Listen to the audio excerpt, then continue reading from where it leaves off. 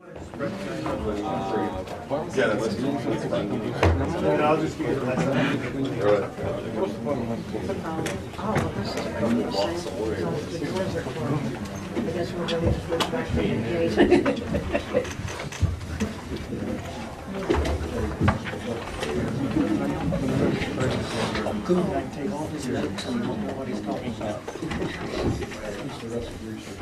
think? Good afternoon. Welcome to the Heritage Foundation and our Lewis Lehrman Auditorium. We, of course, welcome those who are joining us on our heritage.org website, as well as those that will be joining us on C-SPAN Book TV in the future. We would ask everybody in-house if you'll make that last courtesy check that our mobile devices have been silenced or turned off. It's always appreciated by the speakers. And for those watching online, you're welcome to send questions or comments at any time, simply emailing speaker@heritage.org. And of course, we do have copies of Defeating Jihad available for purchase here in the lobby if you would care to purchase one following the program, and I know our guest will be glad to autograph them for you as well. Hosting our discussion and opening our session today is James J. Carafano. Dr. Carafano serves as the Vice President of our Catherine and Shelby Cullum Davis Institute for National Security and Foreign Policy. He is also the E. W. Richardson Fellow here at Heritage. Jim? Thanks.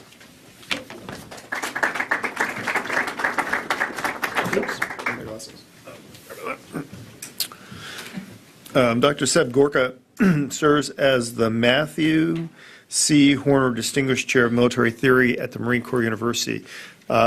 So this is where full disclosure. So that chair is supported by the Marine Corps University Foundation, of which I'm a trustee, which is a fabulous organization. So if you want to go on mcuf.org, check it out and maybe make a donation, that'd be great. But when Seb gets us and talk, you'll understand why they do such great work, that they can bring in these really incredibly accomplished scholars to work at the Marine Corps University at Quantico and work firsthand with the Marines and soldiers and actually people from other departments that come to the Marine Corps University and to help them understand the challenges that America faces in the world today. So it's extraordinary. It's an extraordinary university, extraordinary program, and we are extremely proud that Seb is part of that. He is also a professor with the U.S. Special Operations, an adjunct professor with U.S. Special Operations Command, Joint Special Operations University, where he serves as the legal instructor for the Special Operations Combating Terrorism course. And more importantly, Seb has authored over 140, is that a good number? 140 monographs, books, chapters, writing on this broad swath of issues that deal with this issue of extremism and global terrorism. So, and I think the most important credential is, I would defy you, this could be a test, do this for me. I would defy you to go into the office of the DNI or one of the intelligence agencies or anybody in the intelligence community or any combatant command around the world or any of the services and find somebody that hasn't sat in a briefing with Seb Gorka. He is literally the man who has briefed the people that are fighting this war on the realities and his observations and his analysis of this. So his views are extremely listened to and influential and important. And so when he writes a book about how to deal with this long war, which seems like it's just getting longer all the time, I think it's for people that care about this issue, care about this country and its security, care about the challenges to the peace and prosperity in the world today, that we ought to take time out and listen to hear what he has to say. So we're excited to host him here today to talk about his book. So Seb's going to talk for a bit and then take questions. Great. And so he'll recognize his own questions. So if you have a question, if you would just raise your hand, and I think you'll just recognize your own thing. And if you would just wait, we have microphones. So if you would just wait for the microphone so the folks that are listening online can hear the question, and then just state your name and affiliation, ask your question, and then Seb will do that, and we'll run that till the end of the hour. So thank you for being here today, and please join me in welcoming Seb Gorka.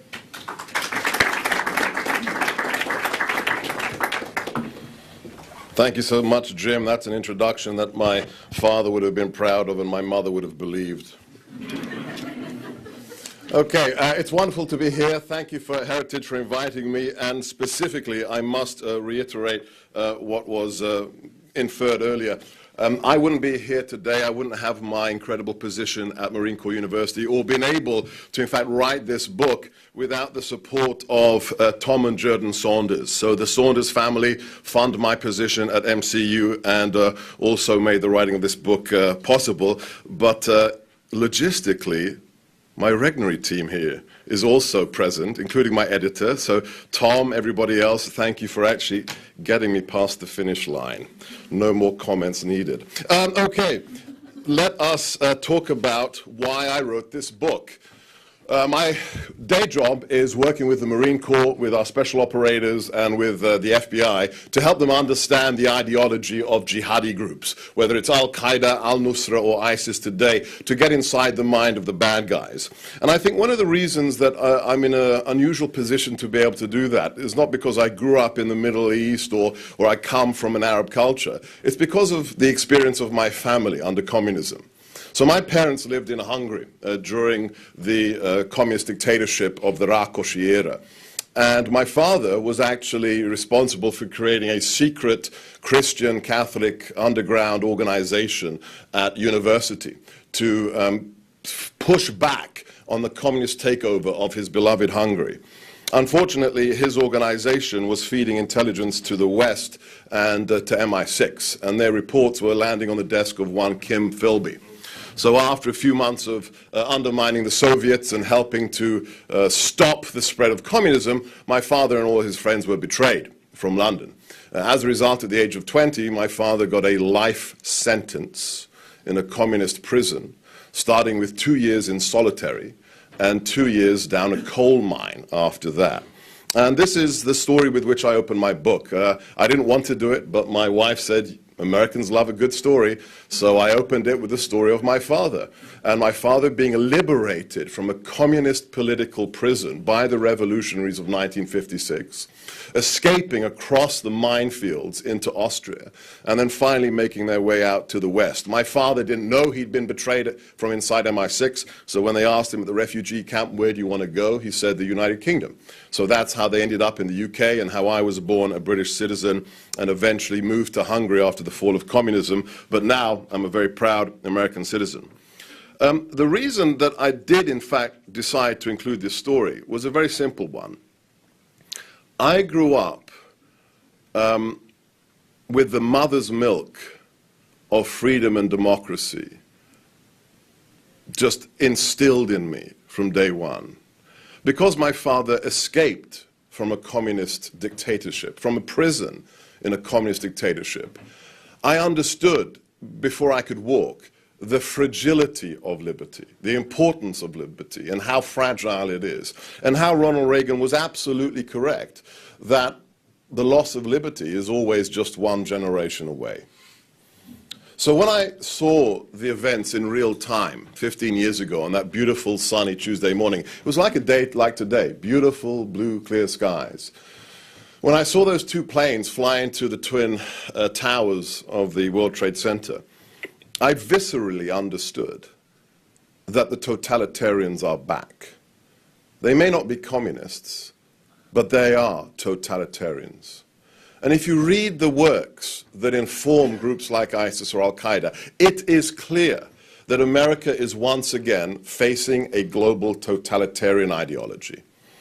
In the 20th century, we vanquished two totalitarianisms. We vanquished Hitler's Third Reich, and then we vanquished the Soviet Union and Marxism. Today, we are facing a similar ideology that sees itself in a global them or us competition. It is no accident that key jihadi authors, the ones I detail in the book, if you really want to understand the enemy, you must read the key strategists of jihad. And one of the most influential, the story really begins with him, is an Egyptian called Syed Qutb. Q-U-T-B, Syed Qutb. He's the most important jihadi thinker of the Ikhwan Muslimin, the Muslim Brotherhood. His seminal work called Milestones, is a very, very strange concatenation, a mixture of fascism, of communism, all wrapped up in the religion of Islam. And it's these people you must read and understand if you wish to understand the threat to America and why it truly is an existential threat. These people will not be negotiated with. Anybody who thinks you can sit down with either the Taliban or Al-Qaeda or ISIS and negotiate about your future, they are living in an Alice in Wonderland fantasy. The only thing you can negotiate with a jihadi with or about is how you will be killed. Will you be decapitated, burnt alive, or crucified?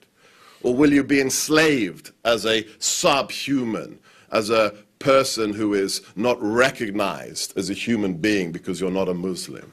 That's the reality. It is completely analogous with attempting to negotiate with Hitler. It doesn't work. You can negotiate with a fascist about which oven they're going to put you in. That's about the extent of the negotiations. And we are again in this world.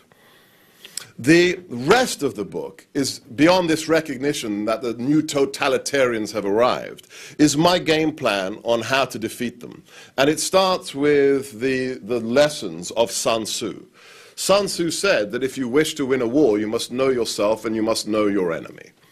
We do not know our enemy. We have political correctness out of control. In the last 15 years, unfortunately, it started under the Bush administration, but now it has reached cataclysmic proportions. When the White House, in an unclassified memo 5 years ago, banned the discussion of religion in counterterrorism training for the FBI or for our military, even saying that the word jihad was prohibited, we entered a new age in which it would become impossible to effectively win this war. For as a student of mine at National Defense University stated in his dissertation, and he will go unnamed, when the enemy gets to control what you're allowed to say about them, you've already lost the war. And that's where we are today.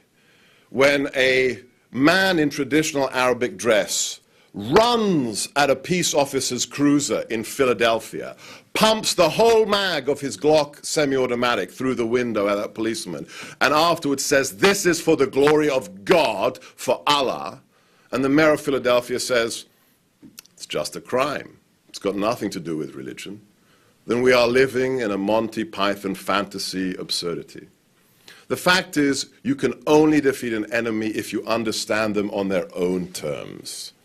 And when they say they are jihadi, fighting for Allah, you do not get to wipe that out of your threat assessment. If you do that, you are censoring the intelligence cycle. It would be as if somebody had said, as we're preparing to storm the Normandy beaches, if somebody in America had said during World War II, "Look guys, I know you've prepped your parachute, your rifle is ready, but whatever you do, when you land, don't mention the word Nazi, because you could offend a German." That's the absurdity of the current situation we're living in, and it has to stop. So I use as my template the template that was incredibly successful during the Cold War. We won a war against a totalitarian ideology, a Cold War, with two seminal documents, two secret documents that have since been declassified, and I use these as the starting point for my strategy against ISIS and other jihadists. The first one is the now famous long telegram, George Kennan's secret telegram, the 14-page missive he sent from Moscow to Washington in 1946, that explained who is the Soviet Union and what and why is he behaving in ways that are antithetical to the post-war peace of Europe.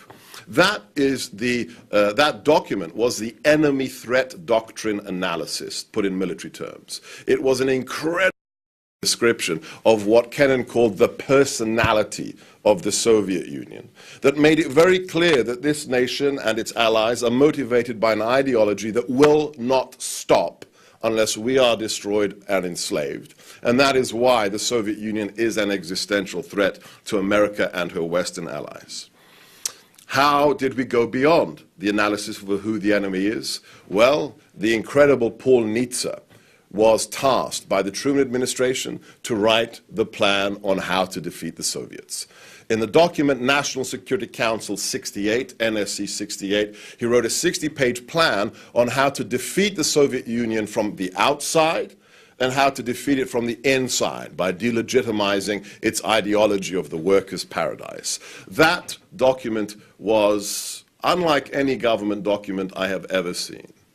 Let me just read to you, if I may, one short segment from the very beginning of NSC 68. In the book Defeating Jihad, I actually reproduce both of those now declassified documents in their entirety at the back of the book, so you can read them. But let me just give you an opening section of NSC 68. And ask yourself a question. When I read these words to you from a formerly top secret government strategy, ask yourself how many times you hear language like this today in unclassified government documents, in presidential statements from the Rose Garden. Tell me if we talk like this anymore. The fundamental purpose of the United States is laid down in the preamble to the Constitution. Quote, to form a more perfect union, establish justice, ensure domestic tranquility, provide for the common defense, promote the general welfare, and secure the blessings of liberty to ourselves and our posterity. In essence, the fundamental purpose is to assure the integrity and vitality of our free society, which is founded upon the dignity and the worth of the individual.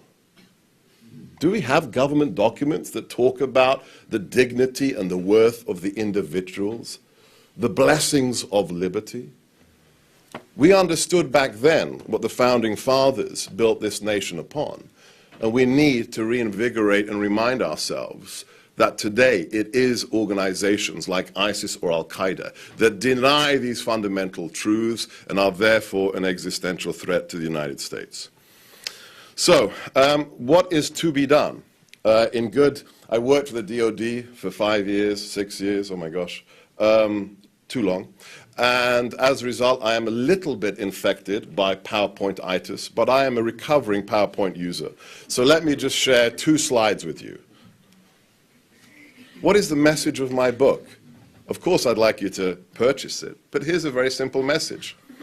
Al-Qaeda and ISIS is just another form of totalitarianism. It has to be recognized as such. It's not the function of poverty or lack of education or what the administration likes to call local grievances.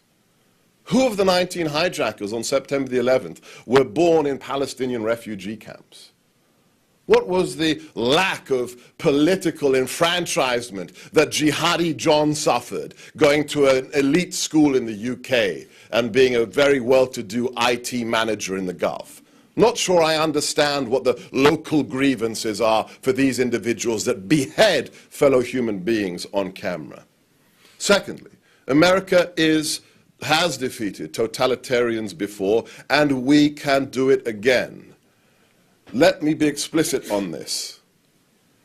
It is no accident that it took America's involvement and leadership in both World War II and the Cold War to defeat the Nazis and the communists. That is not an accident. It is a function of the fact that America, we are the only nation founded on the principles of liberty, freedom, and the individual dignity of the human being based upon their being made in the image of their creator. This is not an accident. And it will take America's involvement again to defeat this new totalitarian enemy, but only if we can remove political correctness from our threat assessment and understand the stakes of this war. They are total and global. It is easy to poo-poo ISIS and its ideas of caliphate and theocracy. Really? There are 6 million people living on the territory of the caliphate today. There are 80,000 armed jihadis serving the new caliph. That's not a theory. It's not a crazy idea of a man in a cave somewhere. It's a reality. They have already issued manuals, official manuals of the Islamic State on what you can and cannot do with your slaves. explicitly your sex slaves, including prepubescent women that you now own because they are Yazidis or Christians. How is it that, I'm going to get political for a second if I may, because I don't work for the US government anymore. Why is it that we're talking about Harriet Tubman on American dollar bills or transgender access to toilets when women are being sold into sex slavery now? Does somebody not see the incongruence?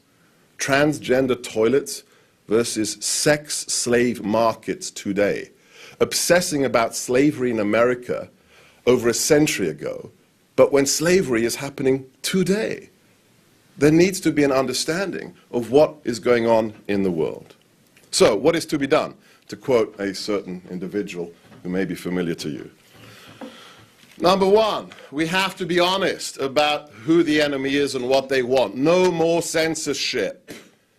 Let's get politics out of national security. The idea that you're not allowed to talk about the enemy using the words the enemy uses to talk about themselves, that must end. Also, we have to be honest that it is not a function of poverty or lack of political enfranchisement, but that it is pure evil. It is the incarnate evil that we see in ISIS that represents the greatest threat to America. There are other problems, I will admit, yes? Russia as a spoiler, North Korea, okay? But not climate change, okay? Sex slavery today. Crucifixions and beheadings based upon what religion you profess. That is the primary problem. Get censorship out of the threat assessment, allow our professionals to do what they have been trained to do, and then the second part, operationally. America should not be the face of the war against the global jihadi movement. Yes, for many, many reasons. It should be our Sunni allies, countries I've worked very closely with in the past, especially the Jordanians and the Egyptians and others. They are the primary victims of ISIS. Let me be clear here. The majority of people killed by the global jihadi movement are fellow Muslims. Yes? They kill Yazidis and Christians, and yes, I understand that. But it's the man in the cage, the Jordanian fighter pilot, burnt alive, who best exemplifies the primary enemy of these individuals. As a result, we must support those nations that are on the front line, like Egypt, like the UAE, like Jordan, to be the face of this war. But as anyone who served in the region knows or who's traveled there, that will never happen. It will never happen by itself. You will not see an Arab-Sunni coalition, a real one, not the Potemkin one that has been created today by the administration. 61 nations, really? I've been to CENTCOM. There were 2 Muslim nations in the room. 2, not 61. Okay? So let's talk about the reality. And real Arab coalition to go and fight on the ground to recapture places like Mosul will never happen unless those governments and those people trust that we are behind them all the way, that we have their 6, as they say in the military. And I can assure you, those governments and those nations do not trust America today. And you know what? If I were a Sunni moderate, neither would I, after the last 15 years, and especially after the last 7.5. We need to have the next commander-in-chief rebuild all those bridges that have been burnt to the ground, because most reasonable Sunnis think that America is now on the side of the Shia extremists. With the $150 billion nuclear deal with Iran, they have drawn the conclusion that we don't care about Amman. We don't care about Cairo. We are on the side of the mullahs. That has to be addressed.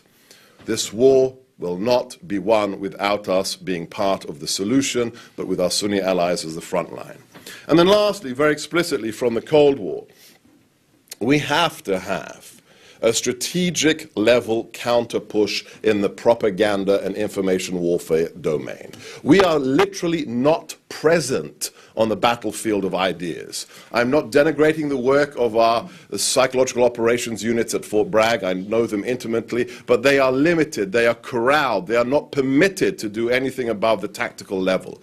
Just as in the Cold War, we must have a White House-driven counter-propaganda campaign that shines the light of truth move against our enemy and their totalitarian ideas, and ultimately delegitimizes their ideology of global jihad. Because today, this is our primary problem. From the streets of Paris to Brussels to Raqqa to Dabiq, jihad as a lifestyle is far too popular. And when you have the director of the FBI testify openly that ISIS has more than 20,000 social media platforms, and ISIS is posting more than 50,000 social media postings every day, it's time that we started to push back. It is only then when jihad becomes unsexy, unpopular, when we support a version of Islam that is portrayed by our Jordanian and Egyptian colleagues, that we will eventually win this war and we will defeat the new totalitarians. So, that's my plan in a nutshell. If you have any questions or you want to know more about the book, it's available outside in the foyer, but my website, thegorkabriefing.com, has lots of information about the book and everything else that we do. And then lastly, if you really want to know how bad the threat of ISIS is, the company my wife and I run, Threat Knowledge Group, has some reports on the domestic threat of ISIS, in case you are still wondering about how serious that threat is, and that's also available online. So I think that's half an hour, roughly. So we've got time for any questions from the floor, or if they're being emailed in, the floor is all yours. Andrew, please. Well, I guess one. Oh, yes. Hi.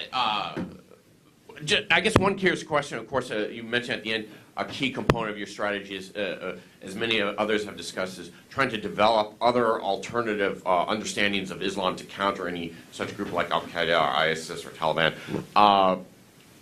I guess that's sort of the $64,000 question, or some would say looking for the unicorn.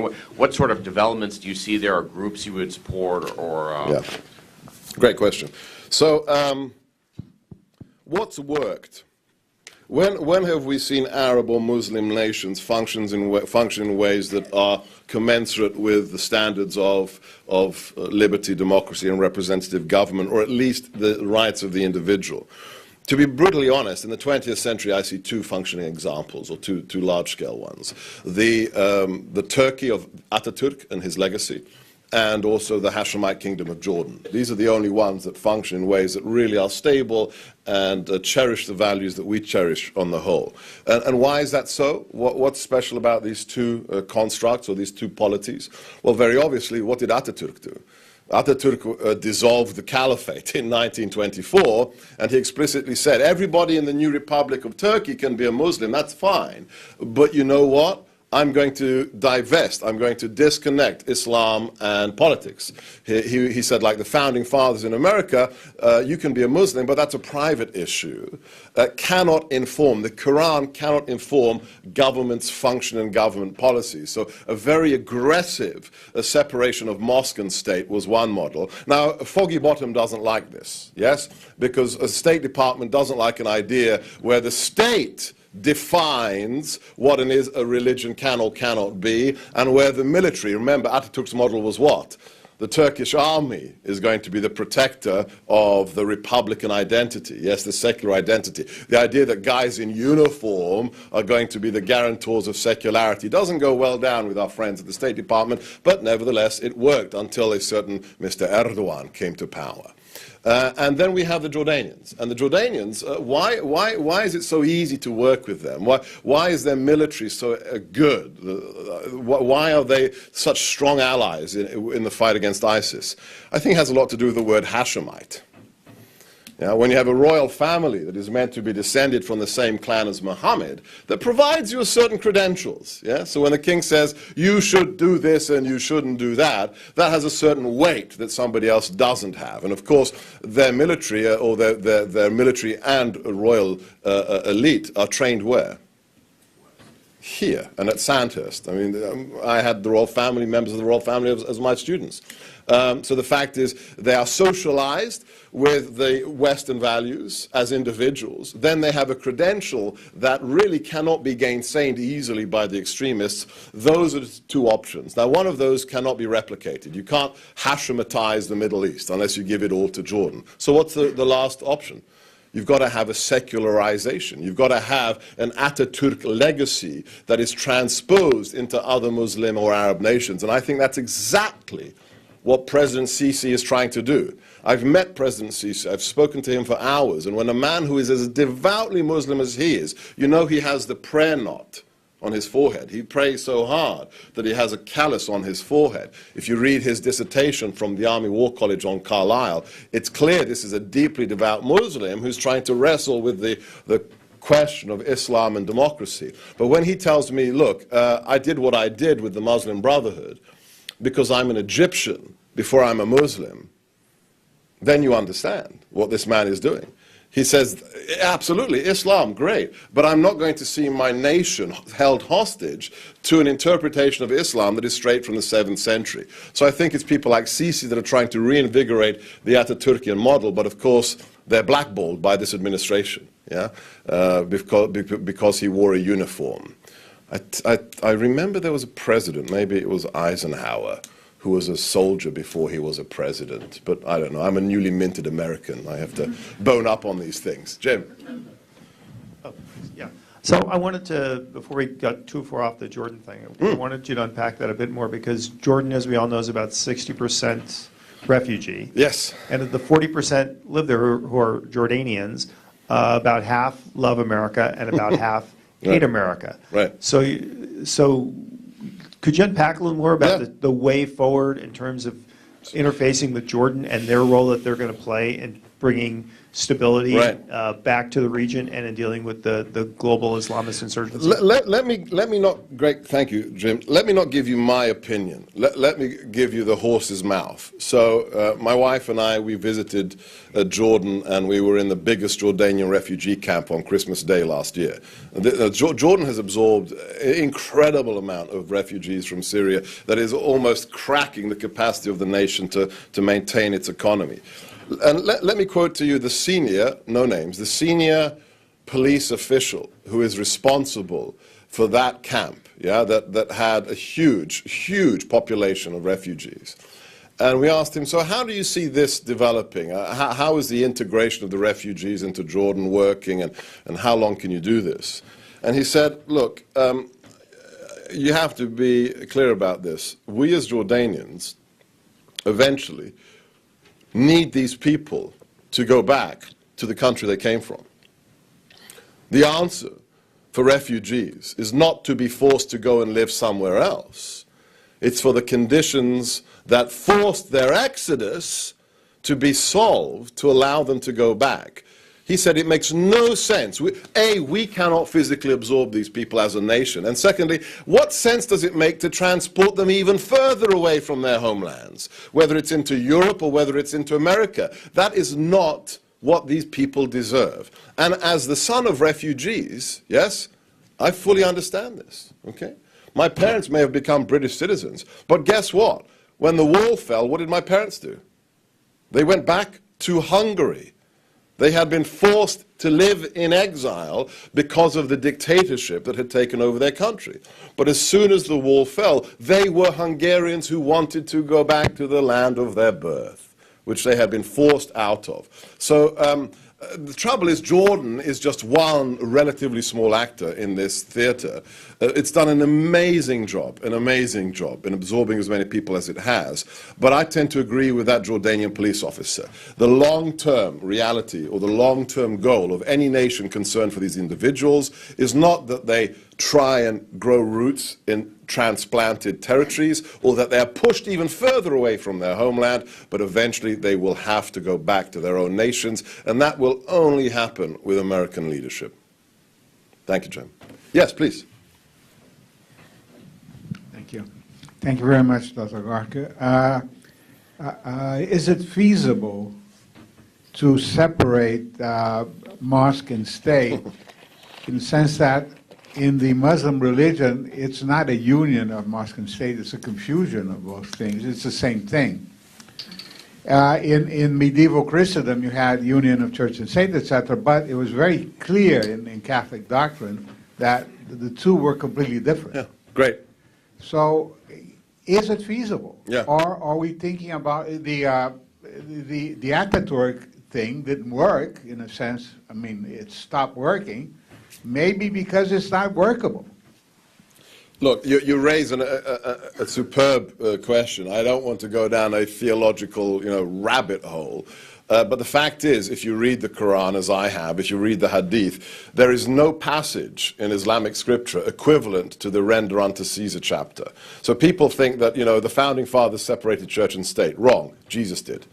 When the clerics, the Jewish clerics said, okay, should you pay taxes, Mr. Clever Rabbi? What did Jesus say? Show me a coin. Whose face is on the coin? Oh, Caesar's face is on the coin. Render unto Caesar that which is Caesar's. Separation of church and state isn't a Catholic thing. It's Jesus, right? He's saying, okay, my kingdom is up here. This is the kingdom of the Caesars. And even St. Paul in his letters says what? Obey your masters, obey your political leaders. So yes, we don't have that moment of the render unto Caesar in Islamic scripture. And again, for those that have a fabulous interpretation of Islam, I ask them one simple question. Who was Muhammad? Just tell me who was Muhammad. What role did he fill in the caliphate? Well, number one, he is said to be the prophet, the last prophet of God. So he's a religious figure, right? Number two, what is he? He is a head of state. He's the head of state. So I like your discussion, confusion. It's elision. It's completely the same. And then thirdly, he's also what? A great military leader, wiping out a whole tribes, Jewish tribes, Arab tribes, you name it. Just read the stories, read the Sunnah, read the tradition. So yes, in the gene code of Islam, there is this unitary nature. I mean, look at what's the gang sign of jihadis? You've all seen the videos. What's the gang sign? He's not pointing at heaven. It's not a pistol. It's tawheed. It's unity. Unity. Oneness. Oneness of the faith, oneness of God, oneness of the Ummah, and oneness of the perfect man. Muhammad is the perfect man. So yes, we have a challenge. We have a theological stumbling block. But I think until the Muslim Brotherhood arrives, until individuals like Erdogan arrives, there is a way. It's a way that does not make the diplomats happy, but the Atatürkian model, where the person who has political credentials, you have elected me president, he decides what the religion is. Now, we don't like that. We don't like the idea that a president is going to say what you can or cannot do as a Muslim. Right? But that's what Atatürk did. He says, I don't care what the Quran says, page 9, chapter 9, verse 29, because what does it say? What does it say? Kill the infidel, right? Chapter 9, verse 4, chapter 9, verse 5, chapter 9, verse 29. These are the words of God. These are exhortations to crush or enslave the infidel. Well, what does Atatürk do? Says, we don't do that anymore. I want to be a member of NATO. Not happening, right? So that's how Turkey becomes Turkey eventually, yeah? So there is a way. It's fragile. It's dependent upon whether that political elite can maintain its credentials or its authority to impose its interpretation of the religion. And of course, we don't like it. We don't like it. But again, I think it is arrogance that we say our culture must define, yeah, what they will do to join us in our global community. That's the ultimate arrogance. So I think let's leave it up to people like Sisi, who are elected, as to how they deal with this question. Sir, in the front. Thank you very much. I am Dr. Nisar Chaudhry with the Pakistan American League. There are supposed to be, are considered to be, about 1.2 to 1.3 billion Muslims are so-called Muslims. Yes. So OIC represents the Muslim nation states. If you have to address, or you are invited to address OIC, what message you will have for them, or what recommendation you will have for them, in case you get such a chance and an opportunity. Because ultimately, to make peace, I am originally from Pakistan. I am a doctor. There are 20,000 physicians from Pakistan who are practicing in USA. Mm-hmm. And none of the patients is there who is not appreciative of their work. Sure. So they are Muslims also. So how can we bring those Muslims in the leadership role who can really separate between the church and the state, between the mosque and the governance? Thank you. Look, asking me to address the OIC is like asking my father to address the Comintern, okay? We're not going to get that invitation, and it's probably pointless, because I'd be broadcasting on FM and they'd be receiving on AM. It makes no point for me to be there. If you wish to, make this flight of fantasy real, I would say one thing. I'd ask them very simply, yeah? Where does the dignity of the individual come from? I'd like the OIC to tell me. Where does the dignity of the individual come from? What are the sources of truth for humankind? Are they purely revelation? Can they talk to me about the role of natural law? Okay. What is their attitude to natural law? What do they think of the Mutazilite theologians? Okay, we're getting into very special territory here. But I'd like to get the OIC on the record about where does truth come from? Is it just from the Quran, or is it beyond the Quran? Because then I think you will see the wolf take off its sheep's clothing very rapidly if they are honest about the answers to these questions. Lastly, I'd ask them about what is the role of religion in politics. All these three questions: revelation, natural law, and the role of religion in politics. I'd ask questions. I wouldn't give them recommendations, because I think they are on the wrong trajectory. Don't you think their arrogance is out of ignorance? Is there arrogance out of ignorance? That's a great question. It is easier to be arrogant if you are ignorant, but I don't think the people running the OICE are stupid. That's as big a mistake as saying Al-Qaeda are just crazy people. Not true. One of the biggest mistakes we make in the intelligence community and in national security is to say they're just a bunch of crazies. Wrong. They have a plan. Read the people. In my book, Qutb, okay? Malik. Read Azam, read Maududi. If you read the key strategists of jihad, you understand these people aren't capricious or random. They have a strategy that's been percolating for 70 years. And the thing I wish to stress, just on the point of ISIS, do you realize the enormity of what happened on June 29th, 2014? I mean, this is what shocks me inside the US national security establishment. When a man who has named himself after the first righteous caliph after Muhammad, so Abu Bakr al-Baghdadi, when Abu Bakr al-Baghdadi walks up the pulpit to the preaching, the sermonizing location at the Grand Mosque at Mosul, and declares the re-establishment of the caliphate and himself as the caliph, this is the ultimate game changer. This isn't just packaging, this changes everything. Because for 90 years, the extremists, the takfiri jihadists, have been trying to undo what Ataturk did and to re-establish the caliphate that was dissolved in 1924. Scores of organizations were created, starting with the Muslim Brotherhood, then moving on to Al-Qaeda, Hizb ut-Tahrir, Egyptian Islamic Jihad, you name it. All of these organizations predicated on one mission, re-establishing the caliphate. For 90 years, every single one of them fails. All of them fail. What happens a year and a half ago in Mosul? ISIS doesn't talk about it. ISIS does it. It is not possible to overemphasize the geostrategic significance that ISIS has succeeded where 90 years of jihadism has failed. And that's why I wrote this book. Because ISIS is not a JV team. ISIS is at the Super Bowl. And they're going to walk away with the ring. ISIS has blasted Al-Qaeda out of the water. It's outdone the Muslim Brotherhood. The progenitor of jihad, the Muslim Brotherhood, is an irrelevance today by comparison.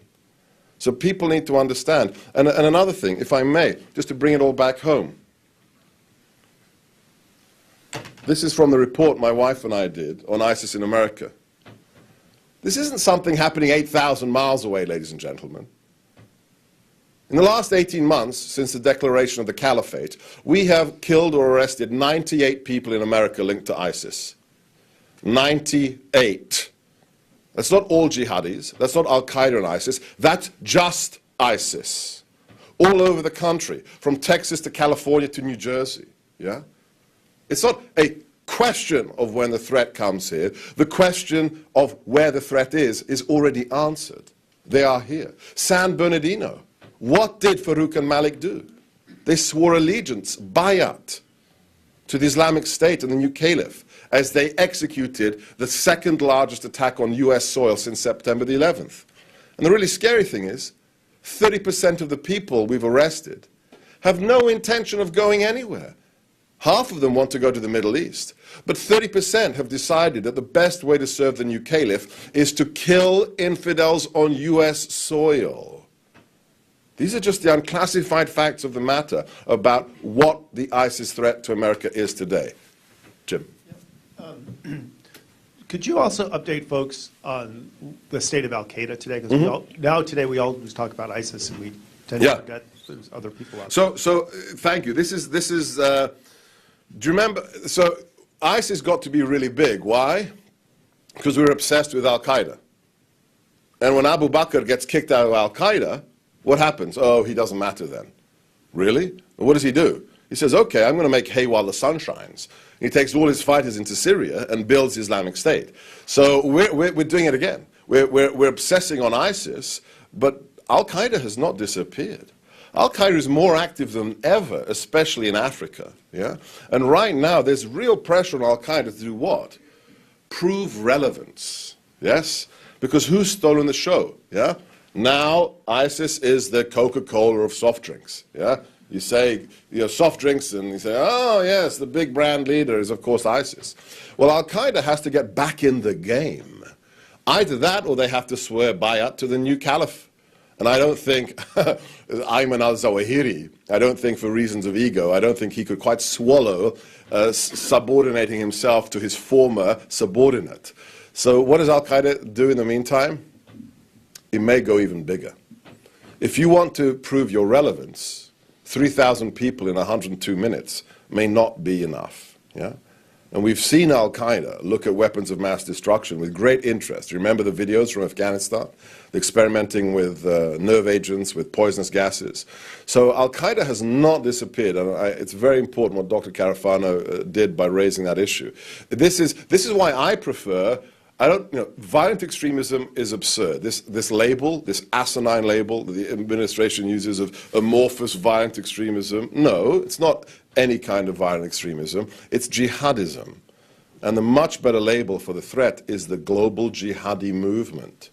We must appreciate the global jihadi movement has hundreds of members. I mean, organizations, hundreds of organizations. So whether you are a member of Abu Sayyaf, Boko Haram, Al-Nusra, Al-Qaeda, AQIP, AQIM, these are all part of the same, even the Shia, yes, Hezbollah. That's a version of jihadism. It's just a competing branch of jihadism. It's the one that serves the Shia interpretation of extremism. So these are all things that we should remember. It's not the connections between individuals that matter. The intelligence community is always looking for the, before San Bernardino, did Abu Bakr send a love tweet to Malik? Irrelevant. Irrelevant. Do they share the same ideology? This is the most important thing. So if that individual shares the ideology of jihad, whether it's Major Nidal Hassan at Fort Hood, whether it's the Philly shooter, whether it's the Boston bombers, that means they are members of the same movement, and that, I think, is the best label for it, global jihadi movement. Sir, in the middle, right there. Jonathan Osman, have you reflected on any role that Sufism might play? Yeah, Sufism is often brought up as the antidote, that all we need is more Sufism. If you say that, you haven't read a history book. Okay, so the the whirling dervishes and the mystic, Gnostic version of Islam seems very intuitively attractive as a non-kinetic. Some of the nastiest, most violent Muslim sects in the history of the religion were actually linked to Sufism. So I'm not looking for the one antidote. I'm looking for attitudes to truth, attitudes to revelation and reason and truth, and also the most important question, dignity. Yeah, what is their definition of where dignity and human value comes from? So Sufism, certain aspects of it could be injected into the mold, but you're not going to convert a majority Sunni religion into a Sufist version of itself. So I understand the attraction, not sure by itself it's a game changer. But thank you. Yes, here in the front, please. I'm Joe Kaufman with Congressman Jim Bridenstine's office. It's not difficult for me to understand, having read the Quran, having read the history of this Islamic movement from its outset, why we're seeing what we're seeing in the Islamic world today. I do find it difficult to understand the response of the current administration and previous administrations to the Islamic threat. How can we best put that in the proper context? Okay, what do I got? 9 minutes. All right, so why did the Obama administration get to where it is today? I have two answers for that. One is to do with worldview and one's to do with intelligence analysis. So the first one is the worldview. When you have a political coterie that looks at itself as very sophisticated, very modern, yeah, postmodern, if you will, then what is your attitude to religion? It's probably the Freudian interpretation, yes, that religion is just a power trip by guys in skirts or whatever, right? Institutions, okay. Even if you go to church or temple or mosque, it's a social club, right? If you're going on Capitol Hill and you go to church, yeah, I meet people afterwards over the donut and coffee, yeah? If your attitude to religion is a postmodern secular attitude to religion, you will not understand this war. I don't care what religion you hold. I mean, it came, I realized in the first few years working in the Defense Department, if you don't have real faith, I don't care whether you're a Buddhist or a Zoroastrian, if you don't have faith, real faith, you will never understand a jihadi. I mean, this is a person, if you watch the unedited versions of the videos as I do, it's not just craziness, but when a man takes 7 minutes to sever another human being's head from their neck, that's commitment to a cause that doesn't come from, a paycheck. Yeah? So number one, it's secular attitudes to religion that mean you just simply cannot absorb. And secondly, there's a moment in history that we have to address. There's an individual who was an academic specializing in radical Islam who was hired by the NCTC, the National Counterterrorism Center. This individual was lifted from the NCTC under the first Obama administration to the White House. And he sold the White House on the following analysis. And you can read this all in my wife's white paper, The Flawed Science Behind Counterterrorism Strategy. It's online. It's Sebastian Gorka, the flawed strategy, the flawed science behind America's counterterrorism strategy. This individual sold the administration, the White House, on this analysis. In the world of radical Islam, there are two groups that believe in the caliphate. The Brotherhood, that will use non-kinetic means to establish it, like stealing elections or whatever. And there are the people like Al-Qaeda that will actually kill you and blow you up. This man convinced the White House the only way to save America from the next 9/11 is to negotiate with the Brotherhood and empower them, because only the Brotherhood can save us from Al-Qaeda. The problem with that analysis is, of course, what? They both want caliphate. Yes? They both want to destroy the West. And we are helping people like Morsi because we think they're going to kill us, what, later? But this is really what is right. So, worldview, and secondly, giving power to a group that is as extreme as the jihadis, they just have a different methodology. But we could talk for hours about why the administration is where it is. So maybe we have time for one more question, sir? Yeah, thank you. Wait for the microphone. I'm John Utley with the American Conservative. I've also written about Sun Tzu and America's strategy. In fact, if you search internet, Sun Tzu America, my articles are the number 1 and 2. And we also, I listed all the violations we do of Sun Tzu's recommendations of how to win, one of which is war is the last resort, not the first. For us, it's the first, and other things I recommended. But my question is about Saudi Arabia. Saudi Arabia and Turkey were helping ISIS at the beginning. The money comes from Saudi Arabia. They're the ones that fund all this extremism all over the place. And we continually say we're their buddies. We are bombing and killing. We started in Yemen, killing thousands of innocent people. We provide aerial refueling and intelligence to Saudis to show that we like them. So your question? Their brutality, the dictatorship, the funding of the ultimate jihad, it all comes from Saudi Arabia. And yet, and there are Muslim countries you mentioned, there's also Tunisia, works, but not, the Saudi Arabia is where it all comes from. Okay, question? Yeah, please address those issues. Well, I'm not in a position to address America's foreign policy with Saudi Arabia, but if in the book I deal explicitly with the most important year in the birth of modern jihad, and that's 1979. If you want to understand our very confused relationship with Saudi Arabia and why Saudi Arabia is fundamentally a schizophrenic nation, you have to understand the siege of Mecca. Okay, I'm not going to steal my own thunder. The book is available outside. Okay, but the siege of Mecca by jihadi extremists against their fellow Muslims led to a bargain being brought between the House of Saud and certain clerics, members of the ulama. It's a long story, but it's in the book. Thank you for the question. Please join me in thanking Dr.